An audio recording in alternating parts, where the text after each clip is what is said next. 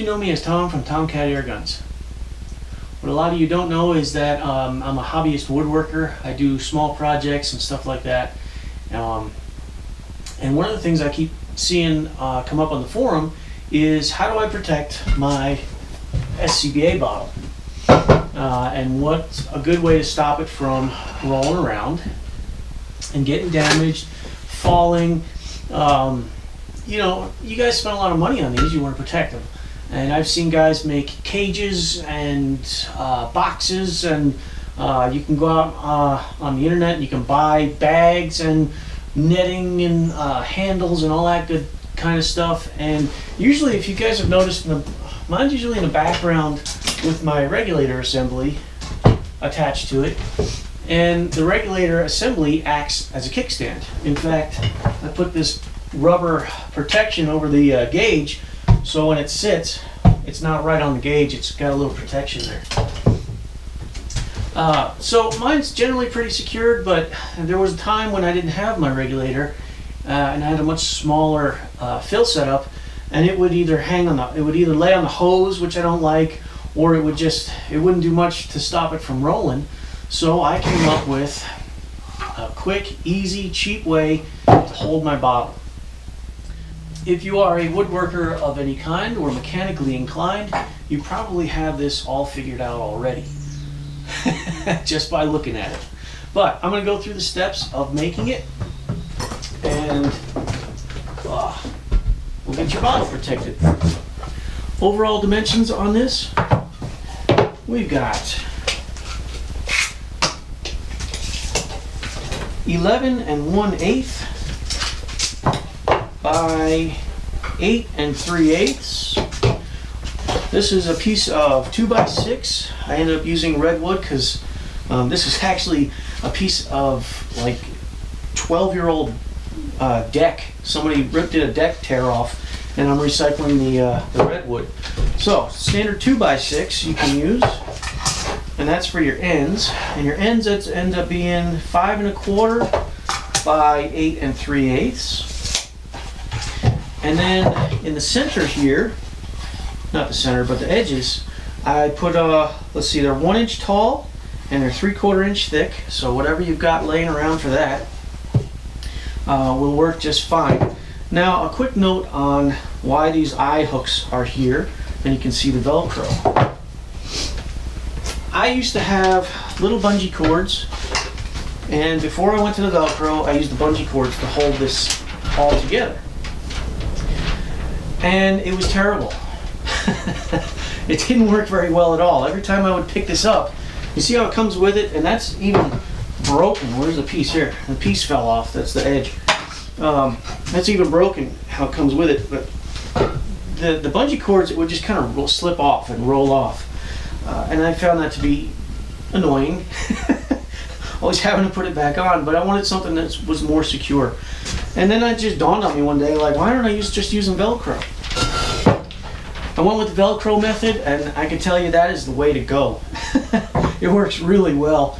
And one thing you'll also notice, I put the soft side on the bottom, and the plastic side, the teeth side, is on the stand. And the reason I do that is when I fill it, you know, when I bring it to the fire station and put it down in there and fill it, I'm not going to bugger up the plastic, the hook side of the Velcro. Also, if I put this down on a table surface that I'm afraid I'm going to scratch, this protects both the table surface and the bottle itself. So it's kind of twofold, threefold almost, as to why I put the soft side on the bottle. Alright, we'll put that over there and we'll get to building this. Some of you may notice I did a rabbet, a cut in here types thing, and I'm not going to do that again.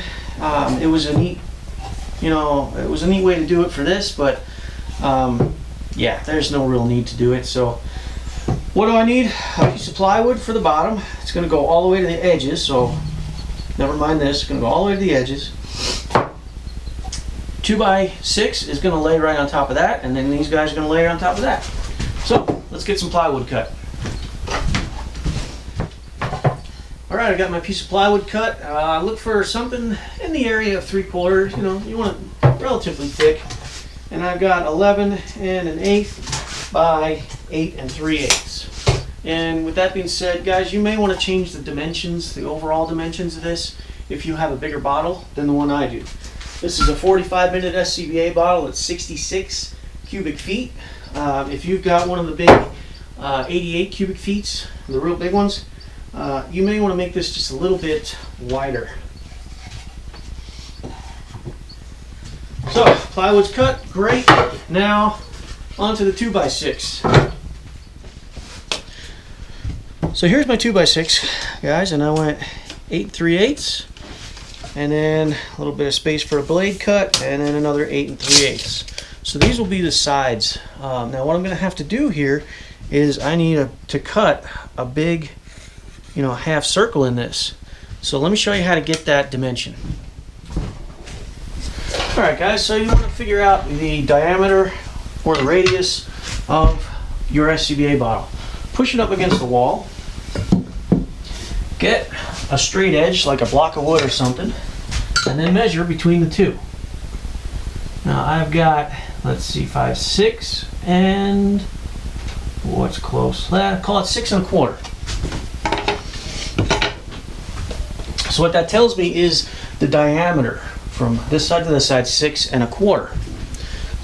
So now I can take that dimension of 6 1/4, cut it in half, so 3 1/8, and I can set my compass up for 3 1/8. However, you got to remember that you want to account for 2 pieces of Velcro and the thickness of those. So you want to do 6, and in this case 3 1/8. I want to go heavy. Not a whole lot, because you got to remember, if you add a 1/16 of an inch to your radius, it's going to add an 1/8 to your overall dimension. So here's an interesting little thing that I did by accident, really.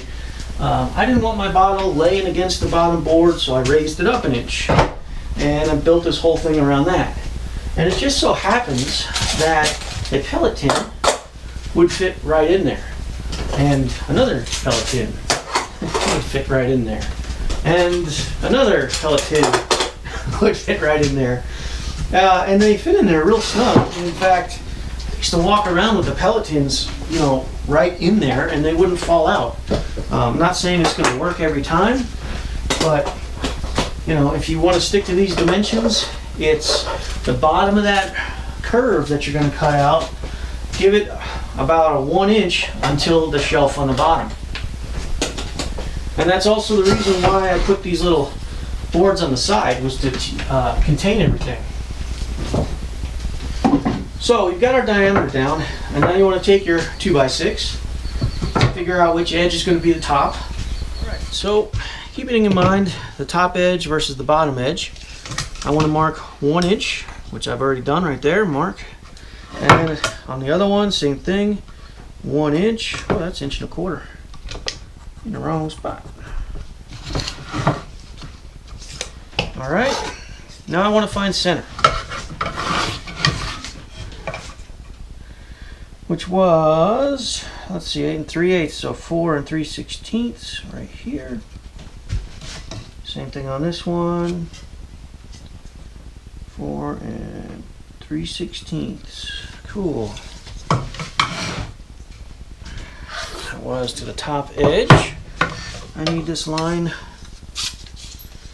Draw your center line to your top edge.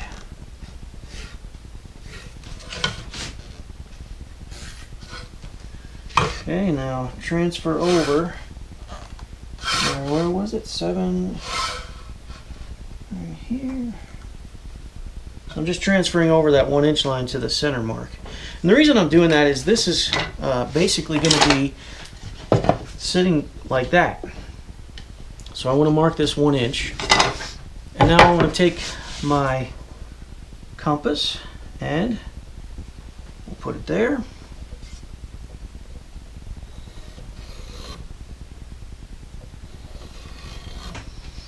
Just like that, I got my bottle all set up.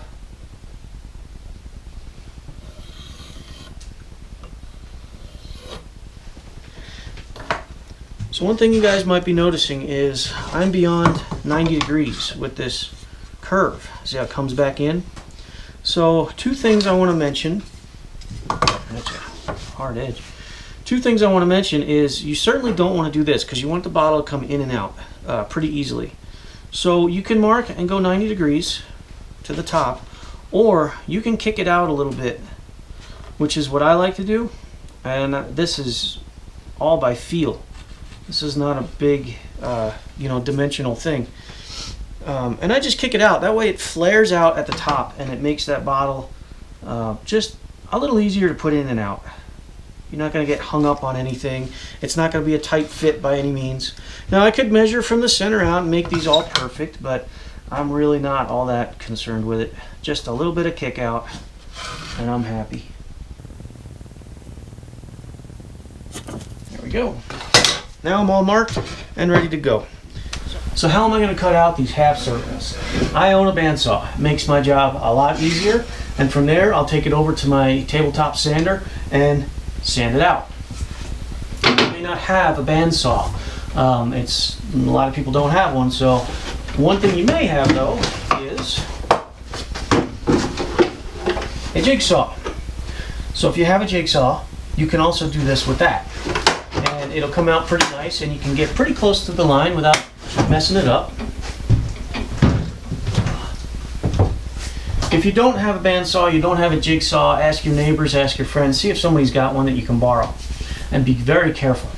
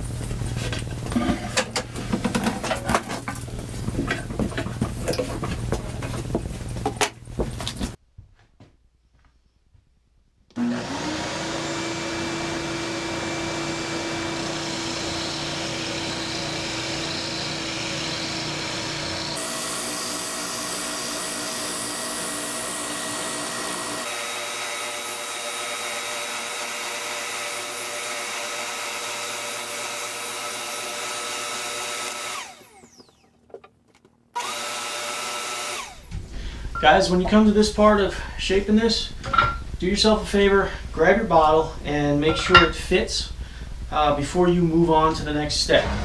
You want to make sure it fits with just enough room for a little bit of the Velcro to fit in there.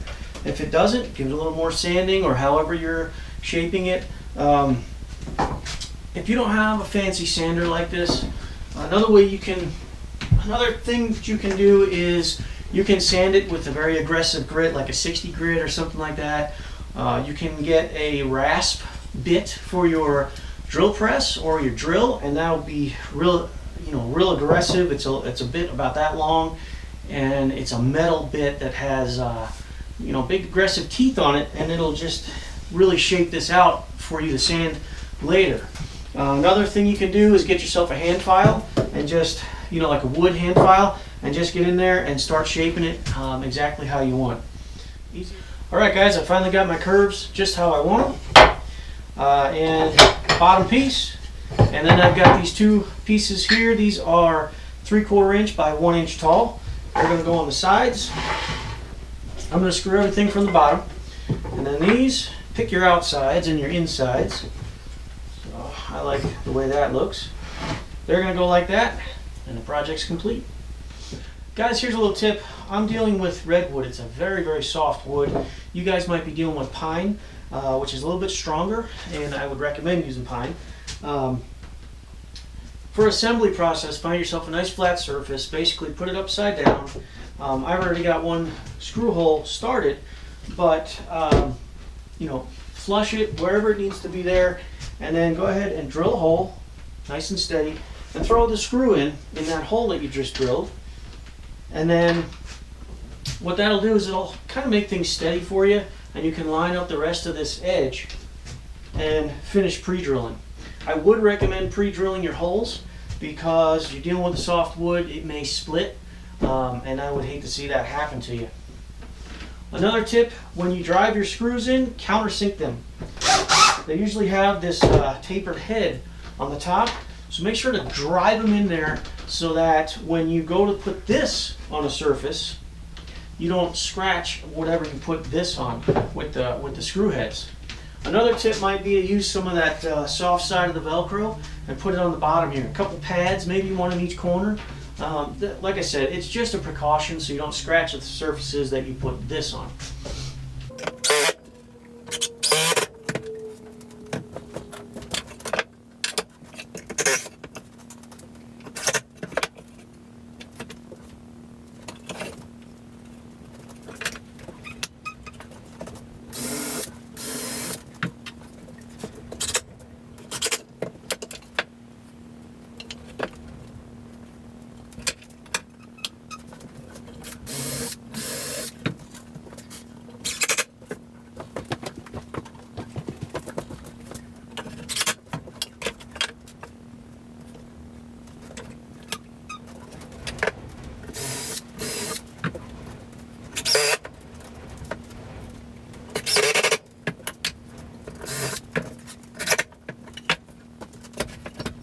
So now that I've got the project this far, I can add my Velcro.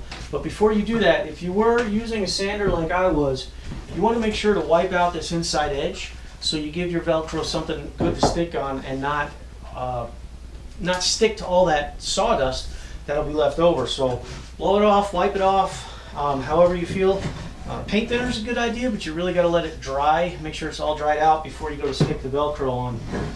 Also, another tip, get some sandpaper and sand all your edges, especially with this redwood or a pine or something like that, a soft wood. It won't take much.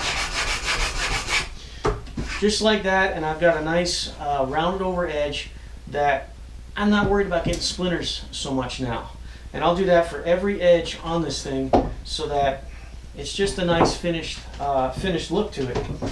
Speaking of finish, if you want to finish your little wood project here, grab yourself some paint thinner with the top that comes off, just to give yourself an idea of what it'll look like. Grab a little bit of paint thinner, and this will work for bare wooden stocks on your rifles. This will work for that too. And just give it a rub, and you can see right away how it changes the whole personality of this.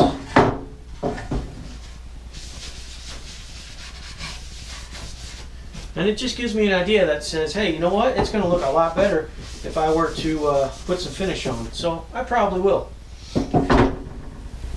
Well, guys, my system's all set. One thing I wanted to mention about this is when you go to set your bottle in here and figure out where it's going to sit before you stick on your Velcro, keep into consideration if you have a big, heavy fill system, you may not want to put it, you may not want to center your bottle. You may want to kick it back a little bit, but avoid, the curves, because that's going to throw you off. It's going to throw your whole system off. Avoid the curves, and good luck with that. Not too far forward, not too far back. Another note is for this Velcro, I used, the strips, the 1 inch thick or whatever it was, strips. But for the inside here, I've got 2 inch.